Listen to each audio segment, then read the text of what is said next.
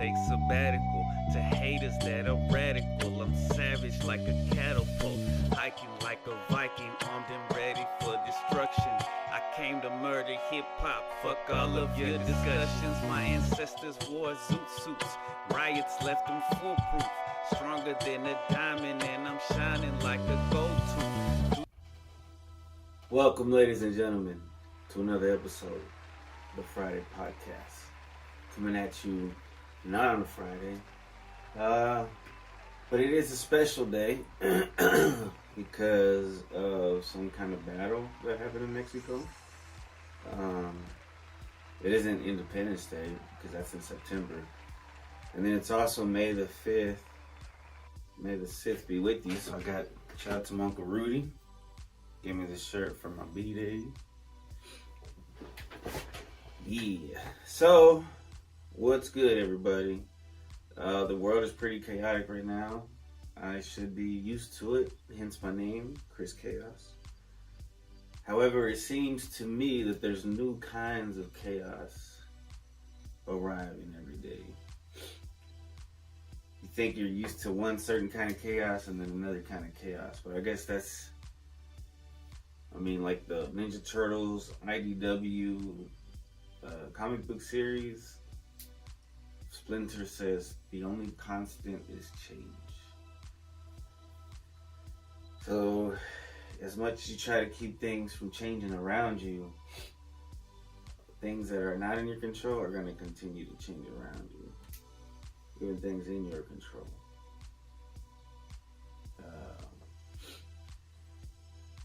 I helped my sister, my brother-in-law move. I barely helped. I got there late,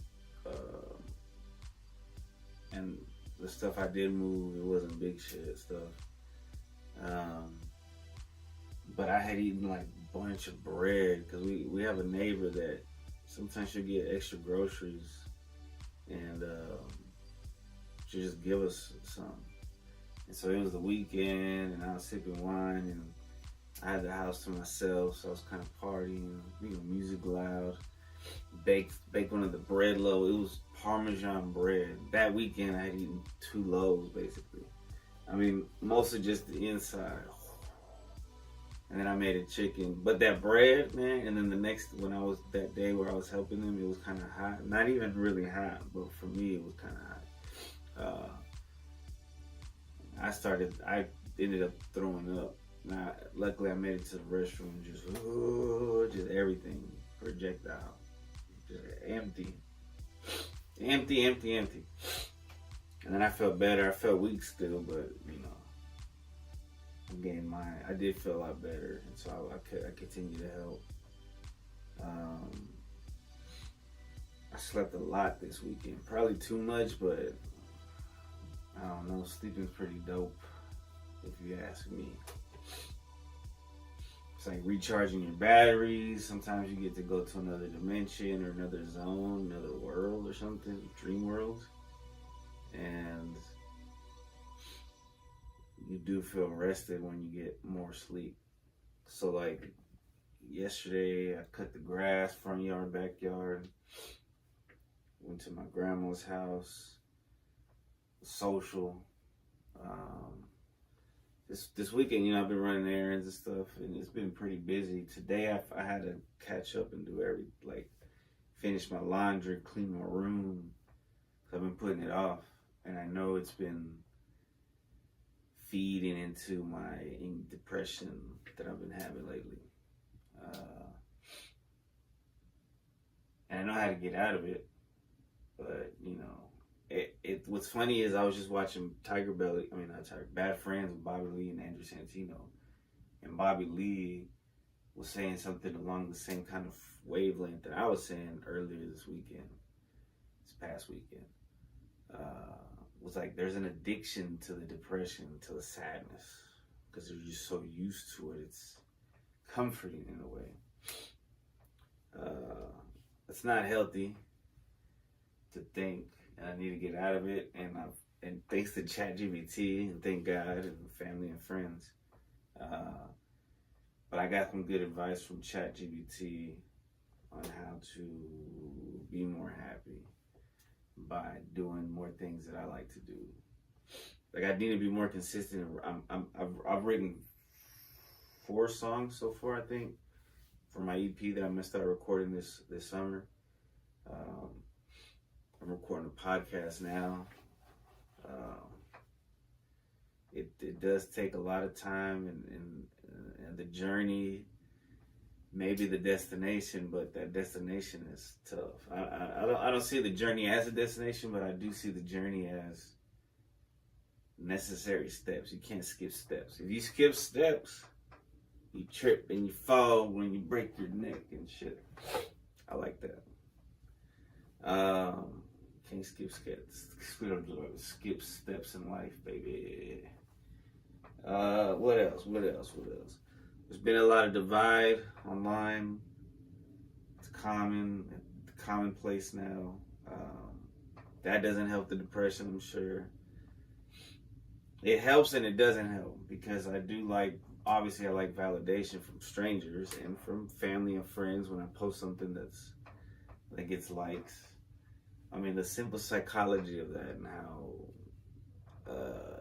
dependent of it we are is wild. And me being an addictive personality is just more susceptible to it. But I've been doing okay. You know, it is what it is. You know, having a teenage son who doesn't live with you, you know, he stays busy, but that's good. His mom's family's busy. They do stuff. They go places. He works, goes to school. So right now, there's just not a lot of time left for me, which is fine, because, you know, I chose to be the non-custodian parent. I chose not to fight and stuff, and I'm glad, because in the end it worked out. It's working out. Yeah, it's gonna be weird to have a senior. That's gonna be bizarre, no doubt. I had a monitor a couple of days for testing. They kind of kicked the drawing thing back into me. I've been having a lot of fun with ChatGPT, because I've been putting some of my artwork or my pictures into it and seeing its interpretation. So that's been kind of fun.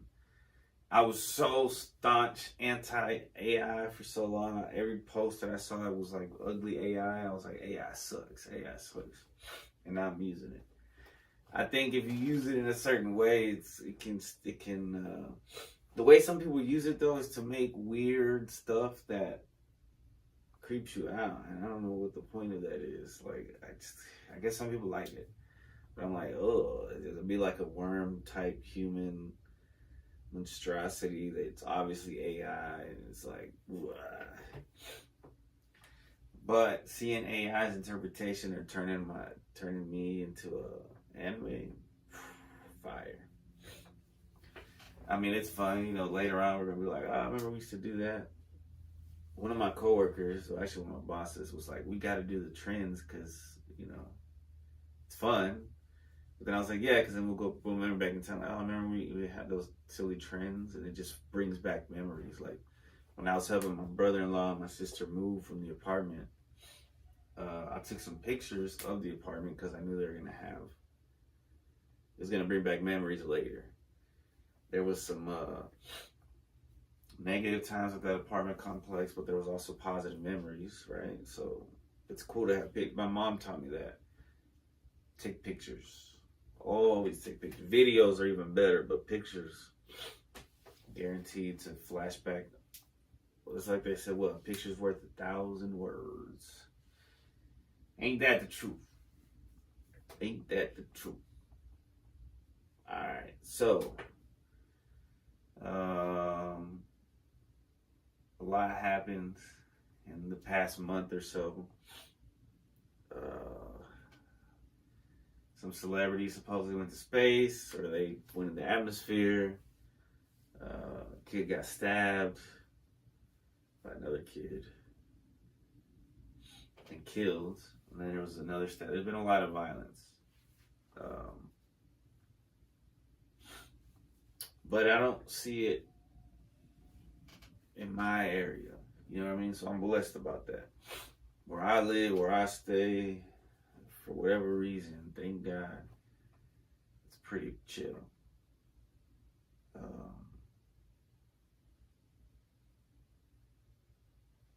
I'm kind of happy that my son's already getting out of high school.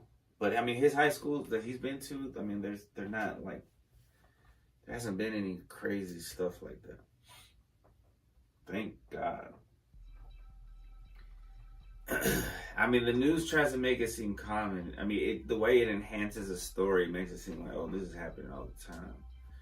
But they don't, you're not getting all the stories of every single high school where everything just goes normal the majority of the time. All right, I'm going to take a break.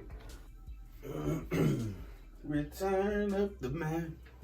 It comes again. Return of the man. It comes again. I don't know the words of that song, but I've heard it so many times. Return of the man. Here comes again. Alright. Bum, bum, bum, bum, bum, bum, bum. 3,000 questions. One day we're going to finish this book, ladies and gentlemen. I recommend you get this about yourself. It's great. It's easy to... Sometimes you want prompts and stuff. And it's also fun. I think you could like ask your friends and stuff. Alright. Today, number 894. What do you think about the tiny house craze? And is it for you? No, I'd be afraid that it'd fly away, pretty much. You know what I mean? And then some houses are already built kind of small. So there's no need for a tiny... I understand it. I guess if you live by yourself. Maybe in the backyard. That's pretty cool. I guess a tiny house is kind of like a shed house. Not a shed house, but like not a shit house either. Like when you build a garage in your backyard and you make it into a livable space. Is that kind of a tiny home? Anyway, $8.95. When you need a new person, do you like to talk about yourself or prefer to let them talk? When I meet a new person, okay, depends on the situation. So at work, oftentimes when I meet somebody new, it seems like they want me to, I'll lead it because they'll come out quiet or shy or whatever. In social situations when I'm not at work, there's so few of those. I think I listen more in those instances. I just saw a squirrel jump and like an acrobat into the tree. What is the coolest nickname you've ever heard for someone? So I told my family I wish I could go back in time and tell myself to say, instead of monkey, I should have said like El Chingon or El Tigre or something. Because the reason that they call me monkey is because I was jumping on the bed and they were like, why are you acting like a monkey? And I was like, because I am a monkey. I was like 3 or 4 and that name stuck. Monkey. I'll be monkey till the day I die. Which is fine with me, but it's odd.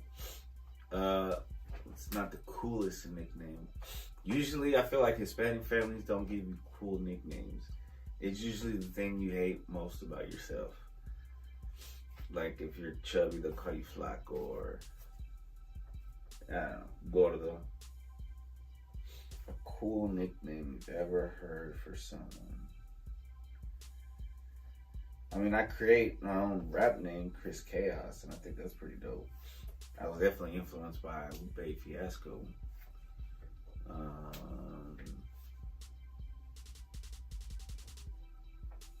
I'm gonna say Chris Chaos, baby. How good are you at trivia questions, and what trivia subject would you excel at? I've never really done trivia questions except one time on a holiday at my grandparents' house with my aunts and uncles on my mom's side. We played a friend's trivia game, and I won. I knew all the answers. I don't know if because I haven't watched that show since then. I don't know if I would know. I mean, I used to have them on DVD and shit, you know. I might remember some of the stuff, but I don't think I would. And other than that, I've never played any other kind of trivia. I should, though.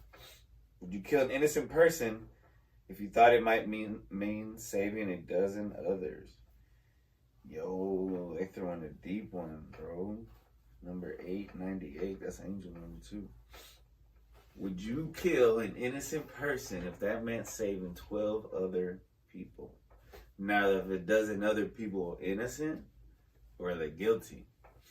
If they're like fucked up people, I'm saving the one dude. Damn. But if they're just random people, like some might be good, some might be bad. Like if I'm in a Spider-Man situation, there's like a kid and an old lady and a disabled person and a professor and just all kinds of people, right? Man, but I had to kill him? What kind of Saul shit is that? Who? I feel like this book had many different authors, and everybody just had to submit questions at the office. And some of these, they need to be red flagged, the people who wrote some of these. What's your favorite way to waste time? Watching YouTube, like fan-made documentaries about things that don't matter. Or that they matter, but it's like, why am I watching this? Like, I watched the history of some of the King of the Hill characters, and they'll explain, like, the timeline and how it's kind of fucked up. And then I was watching Boondocks, like, retrospectives, but that one was pretty deep. Wasting time, yeah. And doodling, drawing, do you regret not going or going to college? It took me about 10 years to get an associate's degree, which is supposed to take you 2, which some people now graduate with one. I went to university finally. I took 2 classes, got B's in them. But then COVID hit the second semester, so I didn't go back. Do I regret not going back? Not necessarily, because then I would owe even more money. Do I regret going? Not necessarily. I did learn a lot about life, about myself, about school. All right, 2 more questions, and I gotta blow my freaking nose. If a genie offered you 3 wishes, I just turned this into another 5 questions. What would you wish for? And you can't wish for more wishes. Damn. These fuckers. Well, I mean, yeah, you gotta stop it at a point. Bro, that's the deepest fucking question in the world. Alright. Easy one. All family healthy. Like, no disease, no sickness, and nothing. 2. All family financially stable. I'm writing it down like if the genie's gonna read it. Number 3. Can you make us happy? All family finds true love. Boom. 3 wishes done. 902. 10? That was a weird thing. What housework or chore do you absolutely refuse to do? I'll do it, but I hate dusting just because of how bad it is on my allergies. I was cutting the grass yesterday and I still have residuals.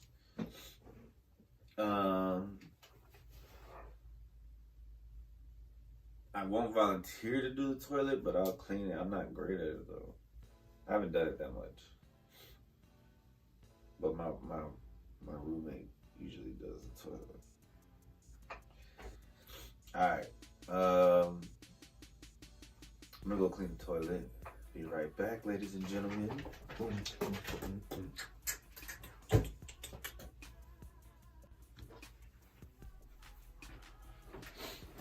And we are back, ladies and gentlemen.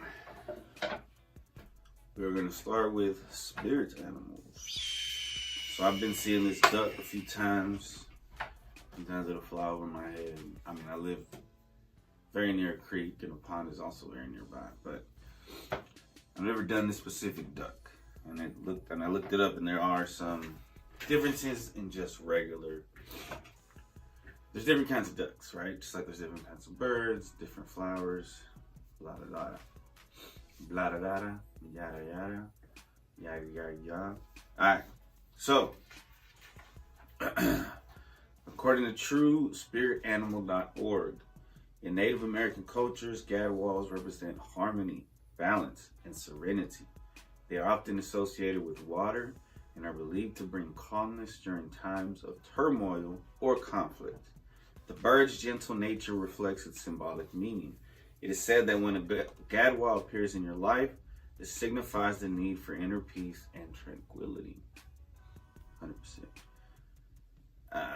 It resonates with, because the chaos, the turmoils in my mind. In Native American traditions, the gadwall holds great importance. They are often depicted as messengers of peace, representing harmony between humans and nature. The bird's gentle movements symbolize balance and serenity. It is believed that seeing a gadwall can bring calmness during difficult times or conflicts. In some tribes, they believe the gadwall brings messages from the spirit world, urging individuals to find inner peace and harmony with their surroundings. Gadwalls have been featured in various forms of art and literature, often symbolizing tranquility and serenity. Again, it's beating us to the head with tranquility and serenity, which is hard to accomplish in today's rat race, but it must be accomplished. Their graceful movements are captured beautifully in paintings and sculptures reflecting the bird's peaceful nature. In literature, they represent a sense of calmness amidst chaos.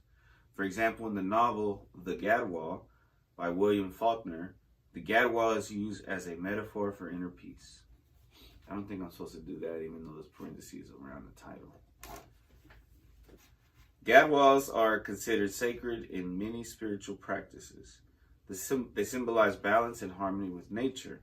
In shamanic rituals, they represent the connection between humans and the natural world. Shamans use their feathers to connect with the spirit realm for guidance and wisdom. Birdmeanings.com says, as we bid farewell to our exploration of the gadwall's symbolic significance, we are left with a profound appreciation for the depth and richness of this remarkable bird's cultural, spiritual, and ecological legacy. Whether encountered in the wild, depicted in art, or revered in the realm of Native American spirituality, the gadwall serves as a powerful reminder of the inherent beauty and balance that exists within the natural world. By embracing the gadwall's teaching and integrating its symbolic wisdom into our lives, we can cultivate a greater sense of inner peace, foster a more harmonious relationship with our environment, and unlock the transformative power of connecting with the spiritual realm. As we move forward, may the gadwall's gentle presence continue to inspire us to slow down, find stillness, and reconnect with the profound truths that lie at the heart of our existence. Interesting.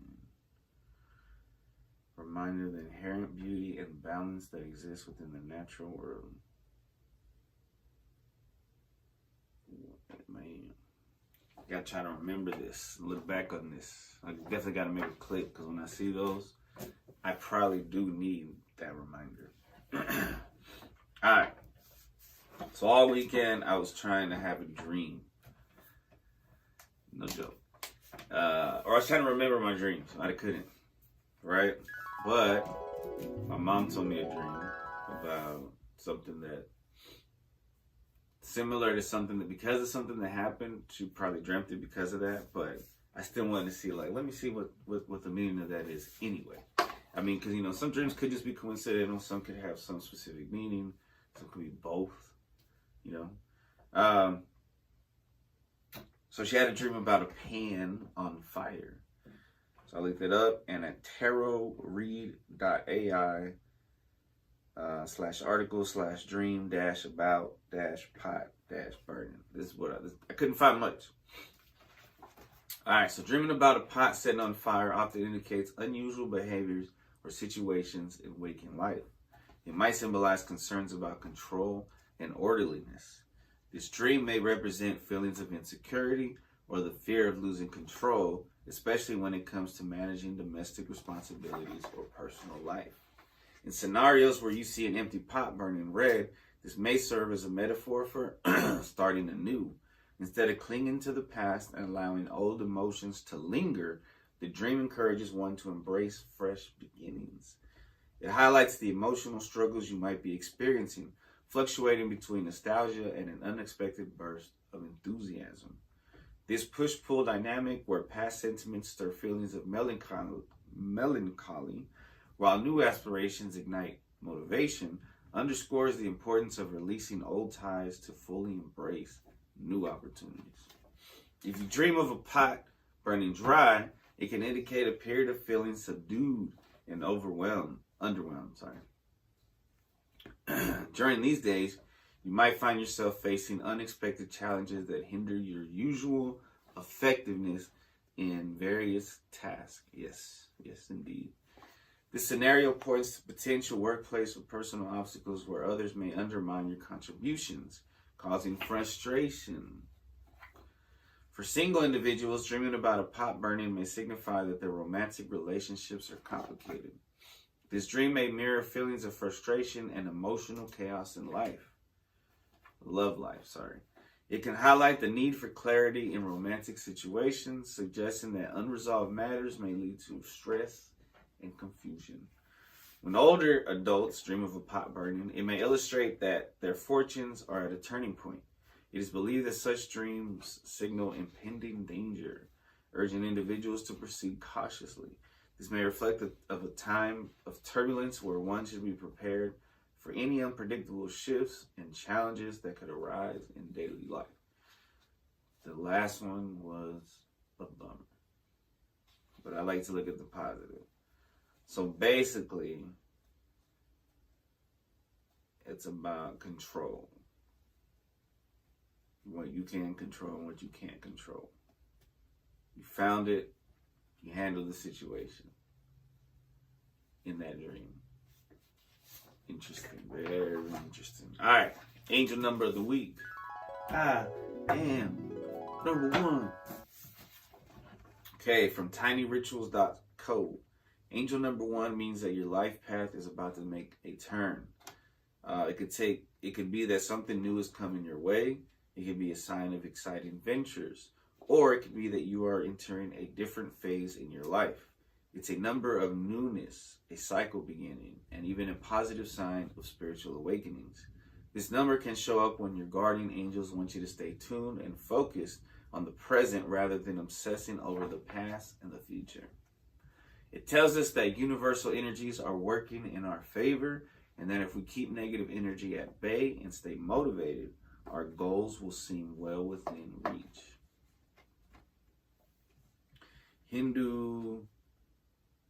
HindustanTimes.com says that angel number 1 is a powerful manifestation number that enhances your ability to attract your desires into your life. This number often signifies the onset of a new chapter in your life, prompting you to remain determined and optimistic in pursuit of your aspirations. Pay close attention to the thoughts and emotions evoked by this number, as they can offer valuable guidance for your path forward. And finally, Sacred Scribes angelnumbers.blogspot.com says that 1 is a reminder from your angels that we are all connected and we are all associated by our thoughts. It asks you to be aware of your thoughts and focus upon your true heart's desires so that you are able to positively manifest your desires into your life. Do not focus on your fears and what you don't want, as these can also manifest. That's what I need to highlight that. I don't know what to do with it. It's over there. Angel number 1 encourages you to look to new beginnings, opportunities, and projects with a positive and optimistic attitude. as these are appearing in your life for a very good reason. Your angels want you to achieve and succeed with your desired goals and aspirations, so do not hesitate in taking positive steps and striving forward.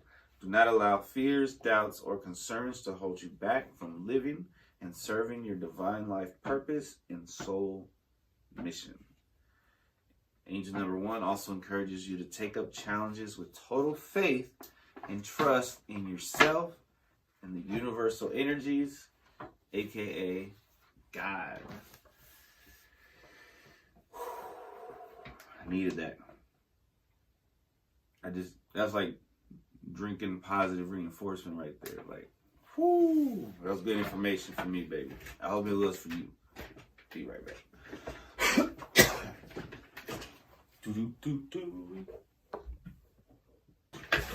Well, hello, ladies and gentlemen. Welcome back to Anxiety News. Christopher Chaos. Speaking of which, I went to Half Price to sell some books today. And when I was leaving, the girl said Christopher. I don't know why she said that. Okay. Today, from Medical Express, new research maps similarities and differences between insomnia, anxiety, and depression. I'll put a picture up. These brains, probably. If I don't, well, you can go to it. It's News 2025 5. Similarities, differences, insomnia, anxiety, depression. So insomnia, depression, anxiety are the most common mental disorders. Treatments are often only moderately effective, with many people experiencing returning symptoms. This is why it is crucial to find new leads for treatments. Notably, these disorders overlap a lot, often occurring together. Could there be a shared brain mechanism behind this phenomenon? I believe so. But let's see. Simon DeLange and Alec Teesink and S. van Sommeren, together with their colleagues from the Vrije Universiteit Amsterdam, investigated brain scans of more than 40,000 participants from the UK Biobank. The research is published in the journal Nature Mental Health. Teesink says, in our lab, we explore the similarities and differences between insomnia, anxiety, and depression. Everyone looks at this from different perspectives. Some mainly look at the genetics in the study. We look at brain scans. What aspects are shared between the disorders and what is unique to each one? Overlap and differences. We investigated many different aspects like the structure and connectivity of the brain tissue. In all three disorders, we observed a reduced surface area of the cerebral cortex, a smaller thalamic volume, and weaker connectivity between different brain regions. In addition, oh man, I'm diagnosing myself right now. I'm talking about my brain right now. In addition, some abnormalities are unique to each disorder. For example, the severity of insomnia appears to be more closely related to smaller volumes in the brain areas associated with reward. The severity of depression, on the other hand, seems to be more strongly related to a thinner cerebral cortex and brain areas associated with language and emotion. Instead, anxiety is more severe with weaker amygdala, reactivity and functional connectivity between regions where dopamine, glutamate, and histamine play a crucial role in communication.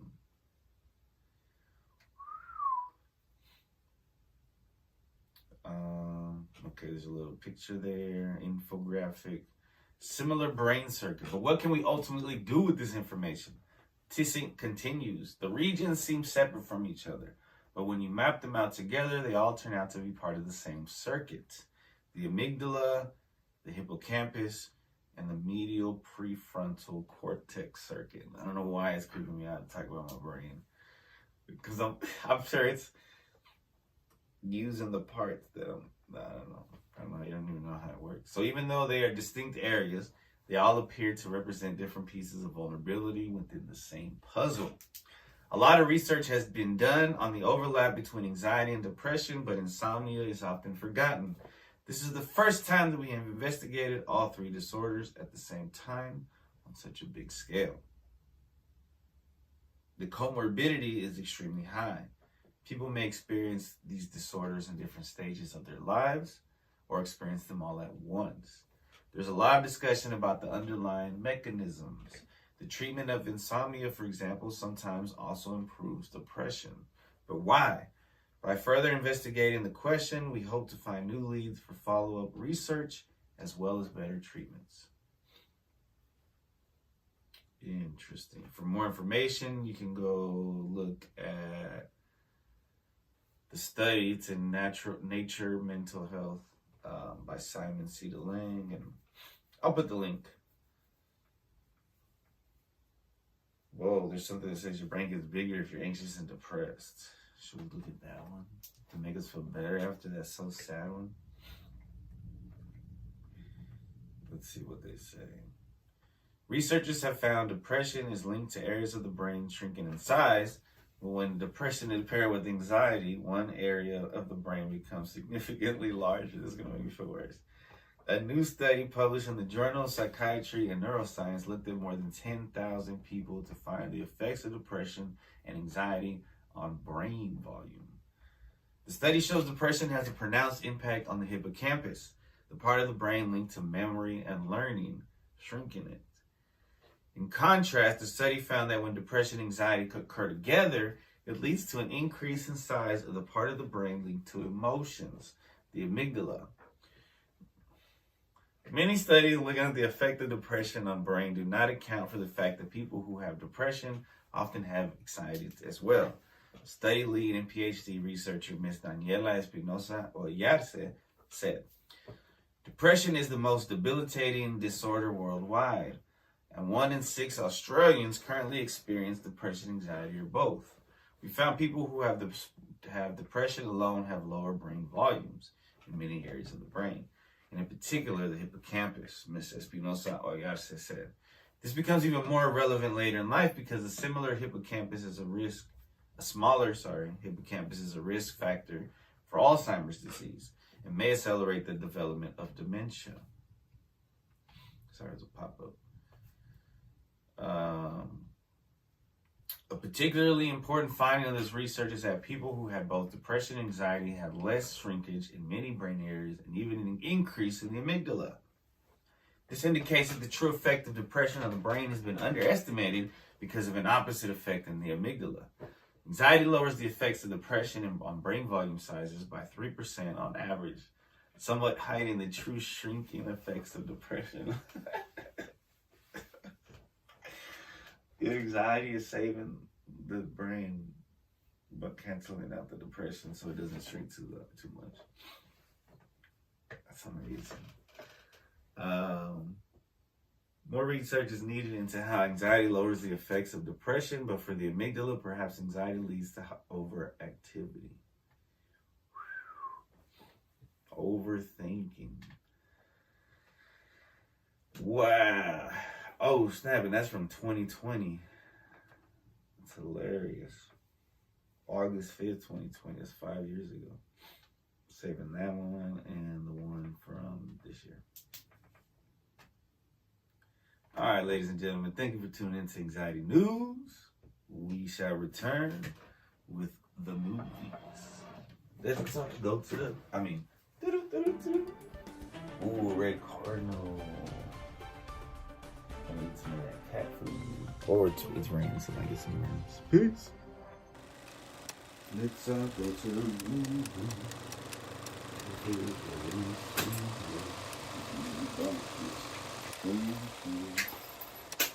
Get on Instagram. Look at this shit, it's so dope. Always forget my drink, I'm a dope. It's empty. Oh man, it's empty, bro, cause I already drink it. So let's go to the movies. Alright, what's up? So, no backstory needed, but I was feeling sad, right? And no backstory needed, but I'm gonna tell it anyway. I was feeling pretty sad, right? Because I'm a stupid idiot. And I was scrolling through TikTok and I saw a clip of this movie with Mark Wahlberg. And it looked fucking dope. And I looked into it and it was called Deepwater Horizon. couldn't find it anywhere, but I saw it on YouTube, luckily, for free. So I watched it, and man, it was fire. No pun intended. But I had just gone through like this traumatic event at work, and so this was like kind of putting my life in perspective. Like, this ain't shit. What I'm going through ain't shit compared to what these gentlemen went through in the real life. So, I mean, this movie, I never knew who John Malkovich was. I'd always heard the name and stuff, but I didn't know who it was. This movie made me look into that character. Gina Rodriguez, I wonder if she's from Jane the Virgin. Alright, so Deepwater Horizon, the movie, is a 2016 American biographical disaster film based on the Deepwater Horizon explosion and oil spill in the Gulf of Mexico. Peter Berg directed it from a screenplay by Matthew Michael Carnahan and Matthew Sand. It stars Mark Wahlberg, Kurt Russell, John Malkovich, Gina Rodriguez, Dylan O'Brien, Kate Hudson. Kate Hudson. It is adapted from Deepwater Horizon's Final Hours, a December 25th, 2010 article. The New York Times, written by David Barstow, David Rode, and Stephanie Saul. Also, the guy from My Name is Earl, the one who's like really fit now, who used to be fat, he was in it. Principal photography began on April 27th, 2015 in New Orleans, Louisiana. The film premiered at the 2016 Toronto International Film Festival and was theatrically released in the United States on September 30th, 2016. Blah blah blah. It was at a lot. They lost a little bit of money, but it's all good, man. Great movie, crazy story. So the plot. So on 4/20 of 2010, and it was just 4/20 a few days ago. Deepwater Horizon, an oil drilling rig operated by a private contractor, Transocean, is set to complete drilling off the coast of Louisiana on behalf of BP. Chief Electronics Technician Mike Williams, and Offshore Installation Manager Mr. Jimmy Harrell are surprised to learn that the workers are assigned to test integrity of recently completed cement work, are being sent home early without conducting a cement bond log, a CBL, at the insistence of BP managers Donald Vidrin and Robert Kaluza. While Mike prepares the drilling team, including Caleb Holloway, Shane Rochto, and Adam Wise, Harold meets with Vidrin and persuades him to conduct a negative pressure test, which indicates the cement has not properly sealed the well from the high-pressure reservoir. Vidrin disputes the test finding and orders a second test. After concluding the second test was a success, Vidrin pressures senior tool pusher Jason Anderson to run more tests and orders the rig to remove the drilling mud and prepare the rig to move to its next job. At first, the operation goes smoothly, but the cement job eventually fails completely, triggering a massive blowout that overpowers and kills Wise, Rochto, and majority of the other drill team members. Holloway and Vidrin manage to evacuate the floor in time. The dialogue, the CGI of the whole thing, like they show like what's happening underwater with the rig and stuff. The scenes that were like the Titanic type scene, the disaster scenes.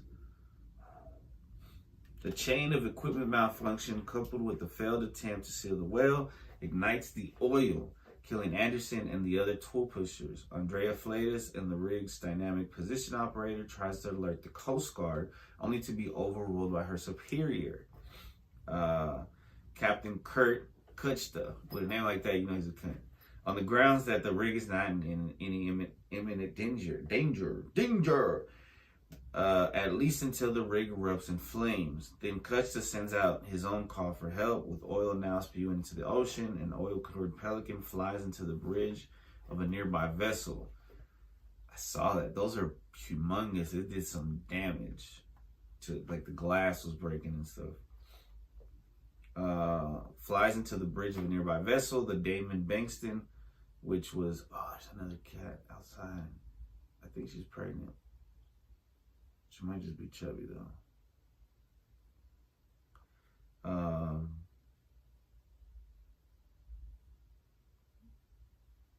Which was there to collect drilling wood from the well and dies. Yeah, the bird dies there because it's like oiled up. Sending out a rescue team after seeing the rig burst into flames. The vessel heads toward the rig just as the workers begin a frantic evacuation. Harold's still alive, although seriously injured in the explosion. Oh my goodness. During the explosion, crazy. This bringing me flashbacks. The movie was so good. As night falls and burning oil lights up the area, the Coast Guard becomes aware of the incident and sends ships and aircraft to rescue the survivors, who are being ferried in the lifeboats to the Damon Bankston, as it was already on scene to assist with evacuation and rescue. With all the lifeboats full, Mike locates the emergency life raft, but he becomes separated from the rig before he and Andrea can board, causing the latter to suffer a panic attack. Just as the oil in the well itself ignites and destroys the rig, the two jump in the water and are picked up by rescuers, who then ferry them to the Damon Bankston, where the surviving crew mourn their lost crewmen and say the Lord's Prayer. And they included that in the movie. That's pretty tight. Returned home, the workers reunite with their families in the hotel lobby, during which the parents of one of the missing crew members accost Mike, resulting in having a panic attack. Luckily, Mike's family rushed in to comfort him.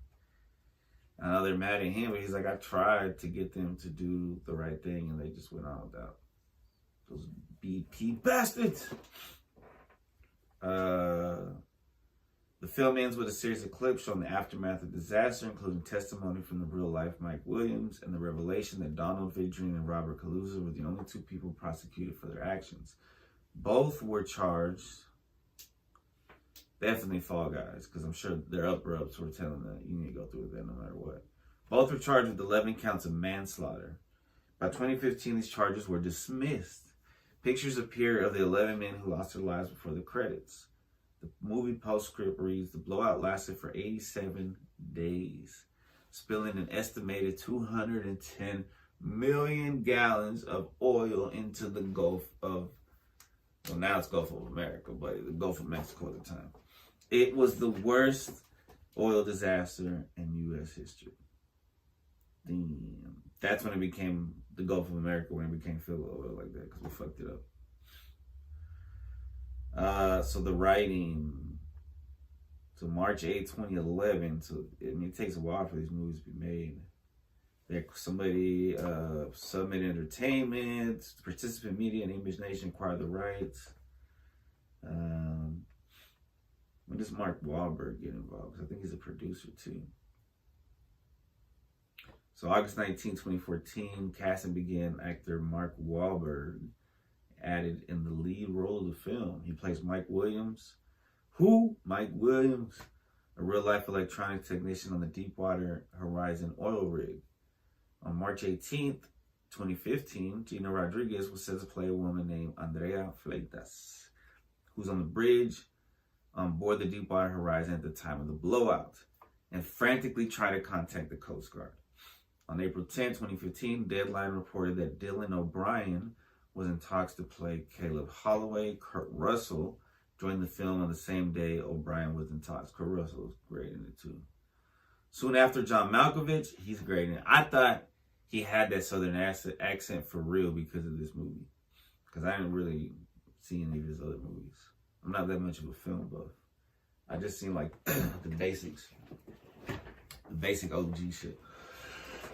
Godfathers, Goodfellas, Scarfaces, Back to the Futures.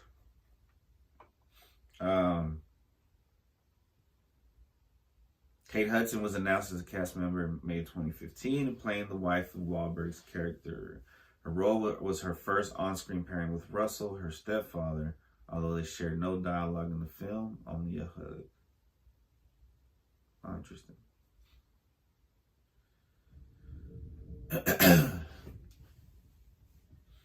So the production designer Chris Seegers shout out to Chris Seegers, built a 70-foot, 85% scale version of the Deepwater Horizon rig in the parking lot of the abandoned Six Flags New Orleans Park. The set included a functional helipad and elevators. Beneath it was a tank filled with 2 million gallons of water, simulating the Gulf of Mexico. The film cost a total blah, blah, blah, a lot of money, blah, blah, blah, release, blah, blah, blah, box office, critical, let's see. These guys are all cucks, bro, all the haters. One guy from Mike Ryan of Uproxx praised the film's performances and ability to make... Oh, no, never mind. It's a good one. Oh, wait, no, let me keep reading. An ability to make audiences angry at BP. I'll be honest, I didn't think we needed a movie about this subject. I've changed my mind a lot. And if nothing else, I hope it gets people angry again. Because the people who did this to our planet and killed 11 people in the process got off too easy. Okay, I like that one.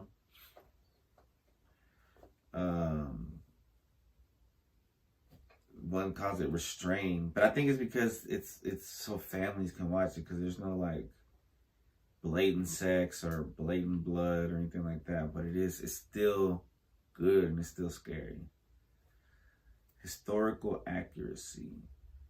The film was praised for staying remarkably close to the actual events, though it did take some artistic liberties and did a poor job explaining why the blowout occurred.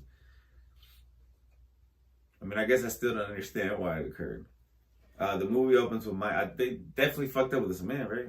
The movie opens with Mike Williams' daughter working on a science project and asking for a fossil. Later in the film, William gives his daughter a fossilized dinosaur tooth. In real life, this never happened. It was made up to help explain how the explosion occurred. Throughout the first half of the movie, gas is seen rupturing and coming out of the concrete at the sea floor. This didn't happen. In the movie, Donald Vidrine, the BP manager of the rig, disregards the first negative pressure test, saying it was a result of the bladder effect, and then overrules Transocean after the second test. Actually, Vidrine was confused after the first test and contacted several supervisors and onshore engineers for other opinions. After the second test, the bladder effect was brought up by a Transocean crew member. In the movie, William calls his wife, and while on the call, he hears the engines revving and his wife sees the lights getting brighter. In real life, he had just hung up when these things happened. The lifeboats did actually leave Mike Williams, Andrea Flatus, and 7 others on the rig. However, only Williams jumped off the rig. Flatus jumped onto the life raft that was deployed to save the remaining 7 people. Whoa. Crazy. I mean, they gotta be set for life after that, right? I mean, big oil makes so much money. Ooh, shout out to my Mark Wahlberg. Mark. Peace. Bum, bum, bum, bum, bum. Welcome back, ladies and gentlemen, to Badass Woman in Herstory. Alright, today we're going to talk about Taya Miles. This is from news1.com. A scholar and increasingly authoritative voice in reframing and reinterpreting the history of our diverse nation. Miles is a public historian and the country's foremost expert on the complex interrelationships between African and Cherokee people living and working in colonial America. In her first book, Ties That Bind, the story of an Afro-Cherokee family enslaved and freedom, Miles explores Cherokee history with attention to the interrelated nature of slavery, race, kin, citizenship, and community. Miles continues her exploration into early Afro-Indian relations with a public history project and book centered on the Diamond Hill Plantation in Georgia, one of the largest native-owned plantations in colonial history. In The House on Diamond Hill, a Cherokee plantation story, she documents Chief James Van's control of his plantation and abuse of his Cherokee wives and African slaves. Miles, who received a BA from Harvard University an MA from Emory University, and a PhD from the University of Minnesota, is currently at the University of Michigan, where she serves as a professor in the Department of History and the professor and chair of the Department of Afro-American and African Studies.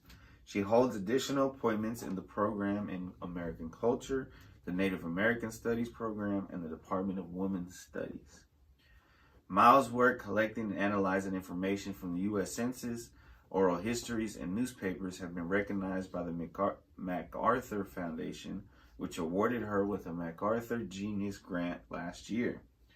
I don't know what year they wrote this. I gotta go back and look.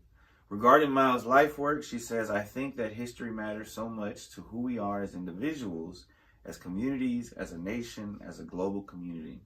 I feel that it's just so important to bring the meaningful stories of the past into the present, into today, and to allow people to engage with them and to connect them back to their own lives." What I like is that it's not beautiful, it's not perfect history that she's, I didn't know that. Maybe I didn't really know that Native Americans had like plantations with black people as slaves. I was never aware of that. Shout out to Ty Miles. Alright. I'm going to find an instrumental. I'm going to freestyle and we'll get the fudge out of here, ladies and gentlemen. I see the red bird again. Cardinal.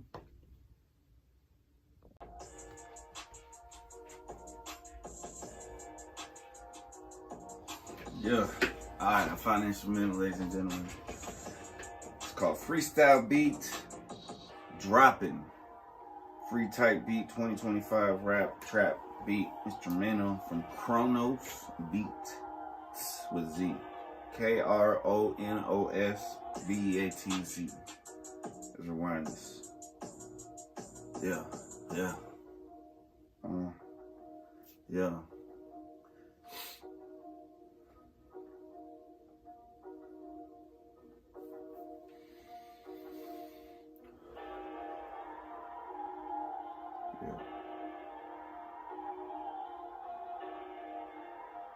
Clear your minds. Find the time. Feel the shine. Sip the wine. Blow the pine. Feeling fine. Got my mind on my money. Looking for some honey. Like I'm Winnie Pooh. Man, what it do? Coming through. Being funny with your snow bunny and your crew. Got her face turning blue voluntarily. Yes, you share with me intricate details about your past and about your kinks, man. You like it up the ass. No offense, that's just what she said. And I'm just rhyming on the top of my head. Anyway, let me get back on it. I've been smoking that weed and that chronic since I was like 15. Ever since then, I became a fiend for that green. Shout out to the team, the iPod VMP, to all the homies, and all the ones that RIP, and all the family too. Gotta keep it cool. Gotta keep it true. They know what it do, what it is. You can call me Chris, Mr. Chaos for the kids. Or if you understand, you can call me the man.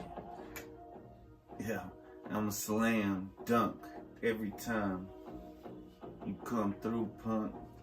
When it comes to these bars, I give them chunks. Looking like nugs. Looking like Doug. Chilling with Patty Mayonnaise. Finna get glazed. All on her donut. Homie, yeah, I go nuts. Flow like I'm cold, bud. Hotter than motherfucking fire in the stove. Man, I look cold.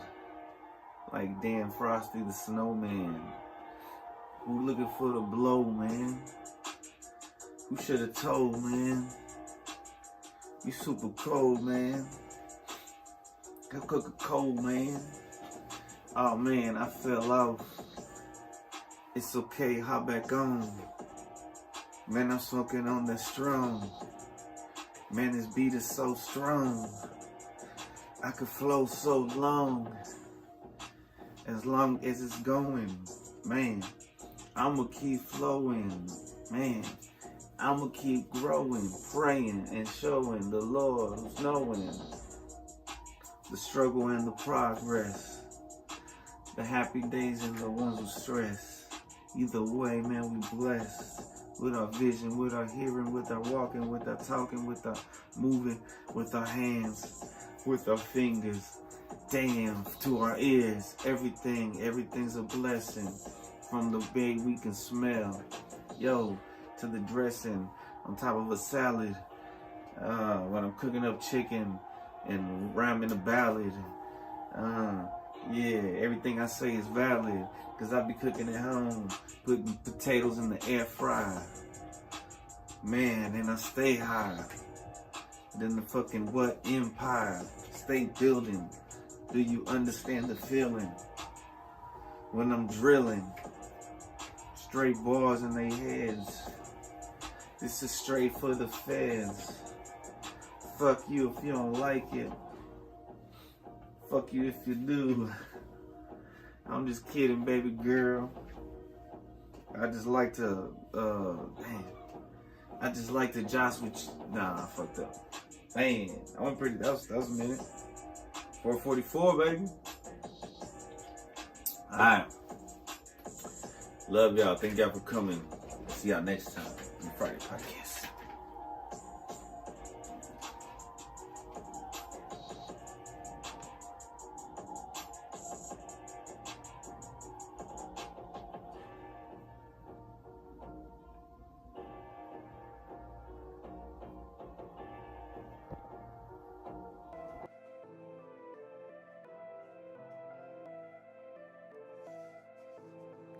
'2020. No fear. Fear leads to anger, anger leads to hate, hate leads to suffering, so scared is what I ain't. Fear leads to anger, anger leads to hate, hate leads to suffering, so scared is what I ain't. To the colonizers, my people was savage, while they raped and stole, only leaving us Spanish. Agriculturally advanced, but they had the cannons, had disease to infect so that we would vanish. That shit was lighter than ours, so they had the advantage. White supremacy's a joke, cause white dicks below average. From the Native Americans, giving liquor for land, to melanated enslaved who built it all by hand. Chinese died building roads, it all stems from jealousy. The Hitler's genocide, so fuck white supremacy. If we're the tribes of Israel, that's why some of us miserable. They try and separate us, but we are indivisible. Literal individuals, bound by the spiritual, connected to my people via metaphysical. Staying positive's priority. I need my mind strong, no fear, no hate, baby, always ready for the wrong. Fear leads to anger, anger leads to hate, hate leads to suffering, so scared is what I ain't. Fear leads to anger, anger leads to hate, hate leads to suffering, so scared is what I ain't. Times I almost died.